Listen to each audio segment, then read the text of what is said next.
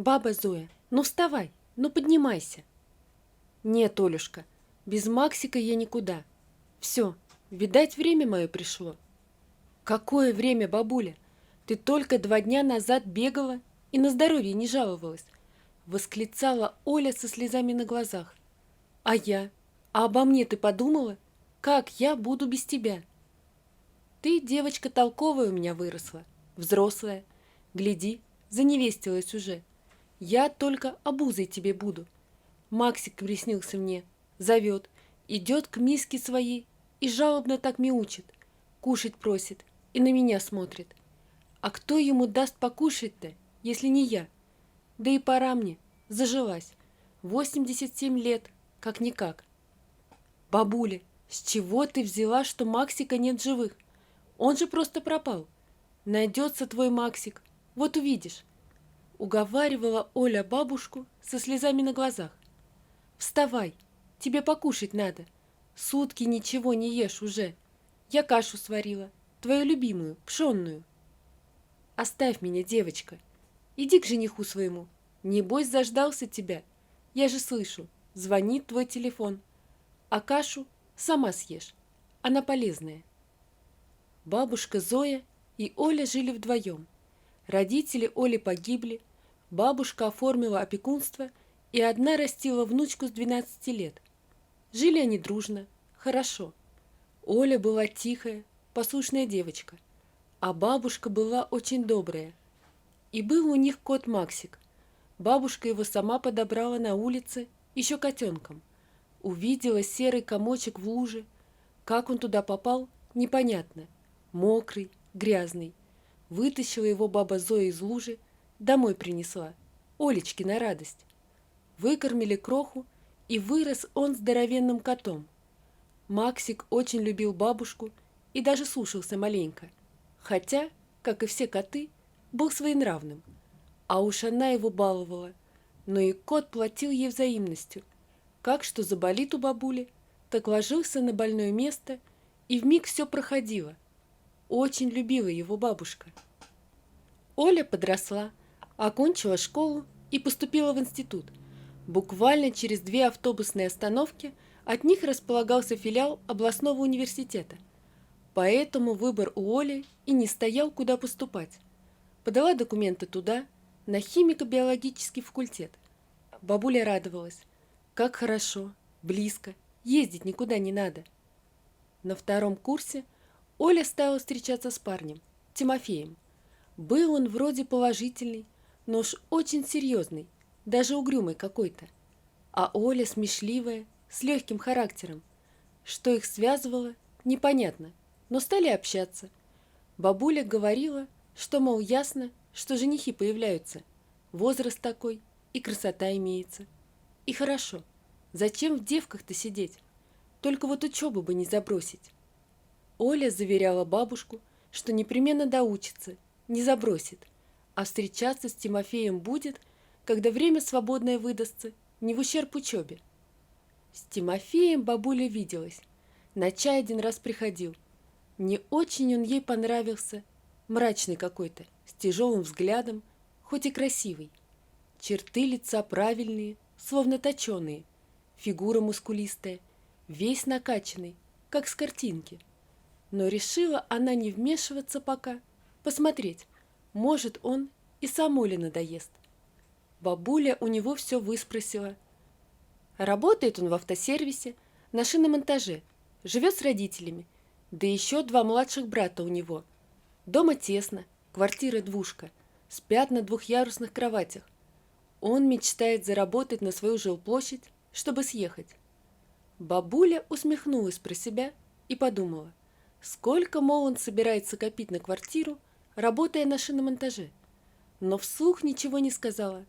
Может, халтуры какие, подработки, кто его знает. А 2 дня назад пропал кот Максик. Выскочил за дверь, когда бабушка пошла мусор выносить, и не вернулся. Так уже бывало, и он приходил сам. Но тут Оли дома не было. Она сдавала зачет, была летняя сессия. Как только девушка вернулась из института, они с бабушкой обошли всю округу, развесили объявления, но пока кот не нашелся. А сегодня была суббота, и Оля после того, как проснулась и умылась, пошла в бабушкину комнату, чтобы позвать ее на завтрак, и застала пожилую женщину, лежащей на кровати. Баба Зоя лежала одетая в домашний халат, поверх покрывала, сложив руки на груди и уставившись в потолок. Она так и не встала к завтраку, да и к обеду, и ужину тоже. Она отказывалась от еды, и Оля ее уговаривала только немножечко выпить воды из стакана. И говорит, что ей непременно нужен ее Максик, рассказывала Оля Тимофею, лежит на кровати, не встает. Я так волнуюсь за нее. А ну, как давление подскочит. Да маразм у бабки твоей, сказал Тимофей. У них у всех с возрастом наступает. Знаешь, как наша чудила? И рассказывать не хочу. Отстань от нее. Что ты можешь сделать? Нет кота. Где ты его найдешь? Небось, машина сбила. Успокойся уже. Пусть лежит. Да что ты такое говоришь? Отшатнулась от Тимофея Оля. Они находились на прогулке. Тимофей позвонил вечером и предложил пройтись.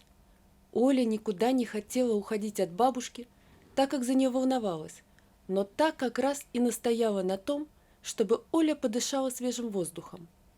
Они шли по улице, мимо магазинов, потом свернули в парк, посмотрели на фонтан, а потом пошли к пруду. Сели на лавочку. Все это время Оля молчала и слушала, как Тимофей рассказывал про противного клиента, которого сегодня обслуживал, и как ему попало от начальства за то, что он его плохо обслужил. А он не виноват, а виноват клиент, считал Тимофей. Но никто не стал разбираться, и начальник грозился вычесть у Тимофея из зарплаты некую сумму.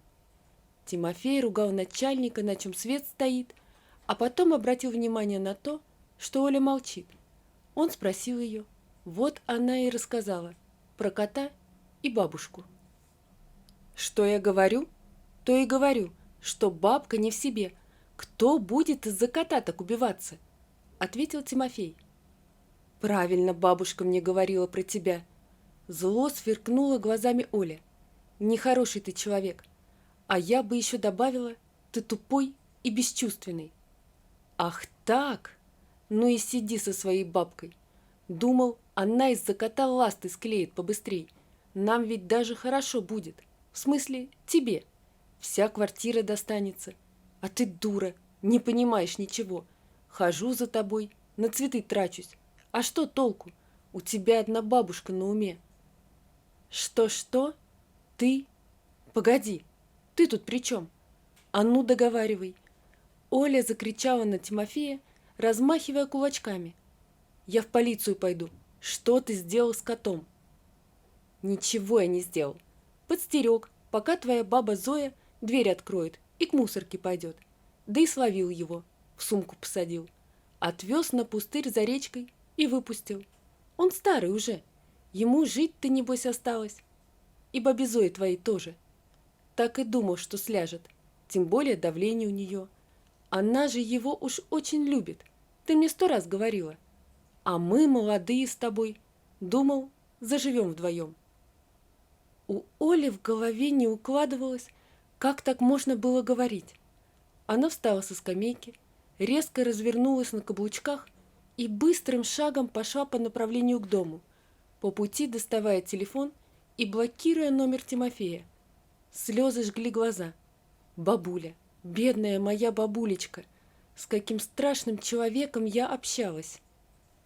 «Иди, святоша», — сказал ей вслед Тимофей и сплюнул на асфальт. Неприступную из себя строит. Коты, бабки, тьфу, зря только время на тебя тратил. Куда ты на ночь глядя? Не пущу, Оля. Бабушка даже встала с кровати. Бабулечка, не волнуйся, еще светло, июнь же. Гляди, день какой длинный. Я туда и обратно. Все, побежала. Оля схватила спортивную сумку и выскочила из дома, захлопнув дверь. С Тимофеем, что ли? Или одна? Не пойму. Успела крикнуть вслед баба Зоя. Но Оля ее уже не слышала, а быстро сбегала по ступеням вниз. Автобусы еще ходили. Оля доехала до остановки, которая находилась перед самым поворотом к реке. Дальше автобус шел совсем не туда, куда ей было нужно, и девушка вышла. Пустырь. Хорошо, что фонарик взяла. Темнеет уже, ничего не видно. Оля тихо шла по узенькой тропинке и чуть было не подвернула ногу, провалившись в какую-то выбоину. «Максик, Максик, иди, кис-кис!» Тихонько позвала Оля. «Ну где же ты?» Ей было страшно, стремительно темнело, она излазила весь пустырь и, конечно, никакого кота там не нашла. Надо было ехать домой. Вдалеке, около реки, сидела компания людей. Громко играла музыка, слышались веселые голоса, и видно было, что на мангале жарился шашлык. Желудок у девушки предательски заурчал. Вдруг от них оторвалась какая-то большая тень и быстро побежала в сторону Оли. «Арчи! Арчи! Назад!» – закричал мужчина из той компании. «Девушка, не бойтесь, он не укусит. Вы только руками не машите». Но пес проскочил мимо Оли и нырнул в заросли камыша. Оттуда послышалось шипение и утробное рычание, но мужчина уже подбежал и схватил пса за ошейник. «Арчи, отойди, не тронь! Что там? Опять он?» Из зарослей стремительно выскочил Максик и помчался в сторону дороги. Он испугался пса, но резко затормозил, потому что по дороге шумно поехал мотоцикл. Пока кот с бешеными глазами и шерстью, поднятой дыбом, соображал, куда ему кидаться, к нему подбежала Оля и схватила перепуганное животное. Потом быстро сунула его в спортивную сумку и застегнула молнию. «Так это ваш кот, что ли?» – улыбнулся мужчина, который так и держал пса за ошейник. «Мы еще вчера его видели, пытались покормить, а он так и не вышел из своих зарослей, только глазищами своими сверкал. Испугался, видать. Или, может, шашлык не ест?» «Не ест. Он ест кошачий корм», – улыбнулась Оля, потирая исцарапанные руки.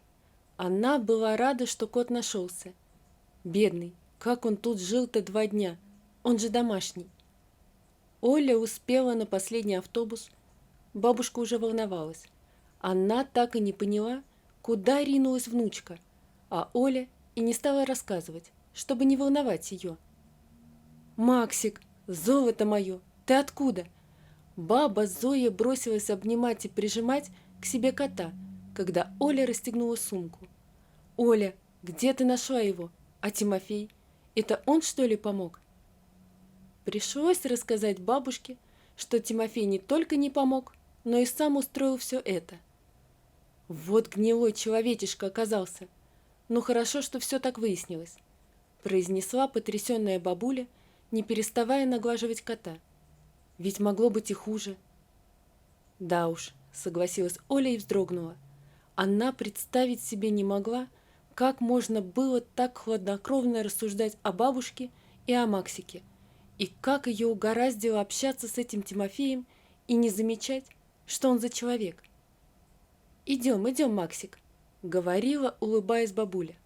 «Вот твоя мисочка, кушай, а потом мыть тебя буду и чесать. Ты же такой грязный, где ты так извозился-то, а?»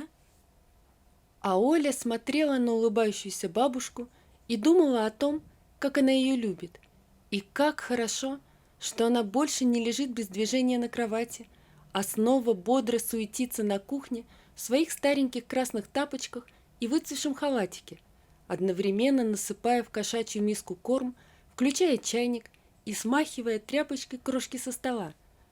Она была такая милая и родная. Да если б Максик не нашелся бы, Оля бы объездила все кошачьи приюты и нашла бы похожего. Обязательно. Или еще что-нибудь придумала, лишь бы ее дорогая бабушка была снова здорова и счастлива. Вот такая история, друзья. Напишите, пожалуйста, что вы думаете об этой истории. Не забудьте подписаться на канал и поставить лайк. Всего вам доброго. До свидания.